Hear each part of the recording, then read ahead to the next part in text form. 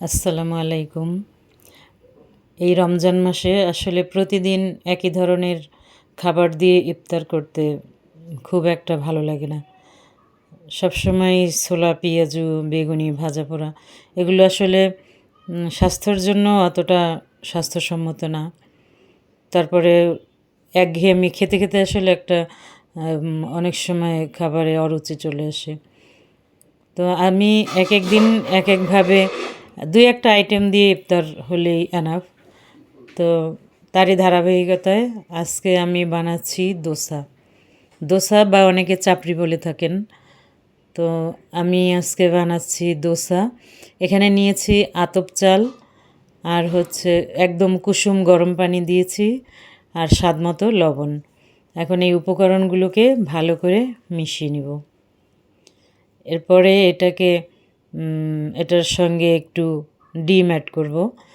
আমি এখানে দিয়ে দিচ্ছি ২টা ডিম, যেহেতু আমার এখানে চালের গুঁড়ার পরিমাণ বেশ কম। আপনারা চালের গুঁড়া অনুযায়ী এখানে ডিমটা অ্যাড করবেন। ডিম দেওয়ার উদ্দেশ্য হচ্ছে এটা সফট হবে, নরম হবে। যেহেতু এটা আতপ চালের গুঁড়া দিয়ে বানানো হবে, সেক্ষেত্রে ডিম না দিলে এটা শক্ত হয়ে যাবে। সেটা অবশ্য অন্য রকমের আরেকটা স্বাদ বহন করবে। তো এখানে আমি ডিম দিয়ে আর এভাবে ব্যাটারটা গুলে বেশ ভাজার আগ মুহূর্ত পর্যন্ত রেখে দিব। মিনিমাম ২-৩ ঘন্টা এটা রেস্টে থাকলে ভালো। তো এই দোসা দিয়ে খাবারের জন্য আমি এখানে বসিয়েছি গরুর মাংস। আজকে আমরা এটা গরুর মাংস দিয়ে খাবো।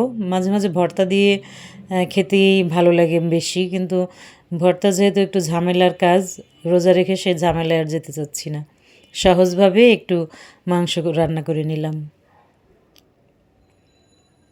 তো এখন ইফতারের ৩০ মিনিট আগে আমি ভাজতে চলে এসেছি।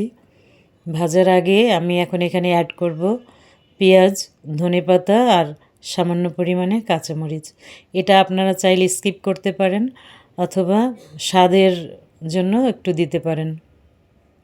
আমার পেঁয়াজগুলো একটু বেশি মোটা করে কাটা হয়ে গিয়েছে, এটা আর একটু পাতলা কুচি করে কাটতে পারলে ভালো হতো।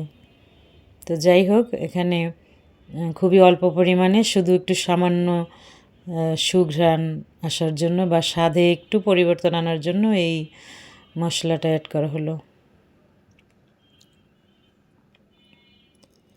এখানে অন্য কোনো মশলা দেওয়া হয়নি। আমি মশলা বলতে এখানে এই পেঁয়াজ, কাঁচামরিচকেই বুঝিয়েছি আর ধনেপাতা। চাপড়িগুলো আজকে খুবই স্বাদ হয়েছে, খুবই মজা হয়েছে, খুব নরম হয়েছে এবং খেতেও বেশ ভালো লেগেছে। আমি আসলে নর্মালি এই চাপড়ি বা এই দোসা খুব ভালো বানাতে পারি না। আমি একটু এটায় পারদর্শী কম। তারপরেও আজকেরটা বেশ ভালো হয়েছে, বেশ মজার হয়েছে। আর তুলনামূলকভাবে আমি স্যাটিসফাইড এটা বানিয়ে। দেখেন কত সুন্দর, আবার ছিদ্র ছিদ্র হয়েছে। এভাবে ছিদ্র ছিদ্র হলে ওইটাই সফট হয় এবং খেতে ভালো লাগে। আমি বানিয়ে হটপটে সংরক্ষণ করছিলাম যাতে ঠান্ডা না হয়ে যায়।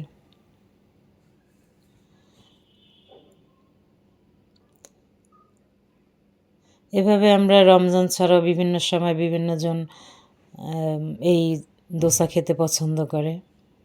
শীতের দিনে তো প্রায়ই বিকেলবেলা সবাই বাইরে গিয়ে এগুলিই খায়।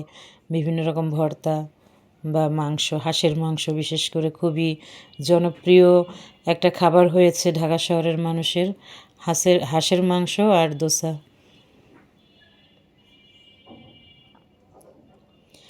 তবে আমি এখানে আজকে রান্না করেছি গরুর মাংস আর দোসা।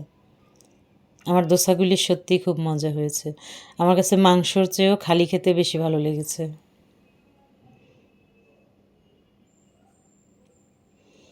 এখানে এখন বানানো শেষ, এখন ইফতারের সময় হয়ে এসেছে, সেজন্য প্লেটার সাজালাম।